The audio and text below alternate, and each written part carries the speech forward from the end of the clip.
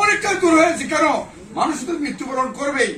আমাদের নেত্রী বেগম খালেদা জিয়ার মৃত্যুতে আমাদের যে সুখে বাংলাদেশে যে সুখ একটা নেমে এসেছে, সেই সুখকে জাতীয়তাবাদী দলের নেতা কর্মীরা শক্তিতে রূপান্তরিত করে আগামী দিনে ইনশাল্লাহ জাতীয়তাবাদী দলের মানে পথ চলা আমাদের আরো আরো মানে অগ্রগামী হবে, আরো ত্বরান্বিত হবে ইনশাল্লাহ।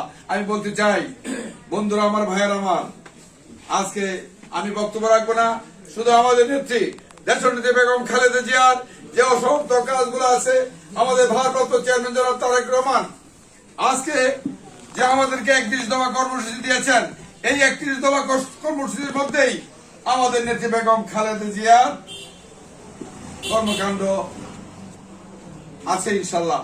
সেই 31 দফার মধ্যে আমাদের নেত্রী বেগম খালেদা জিয়া দীর্ঘদিন এই মানুষের হৃদয়ে স্থান করে বেঁচে থাকবেন।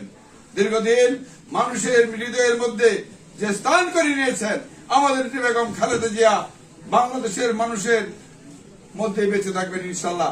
আমরা যেমনি ভাবে স্লোগান দিয়েছিলাম, গ্রাম বাংলার ধানের শীষে জিয়া তুমি আছো মিশে, আজকে গ্রাম বাংলার ধানের শীষে খালেদা জিয়াও আজকে মিশে আছে ইনশাল্লাহ।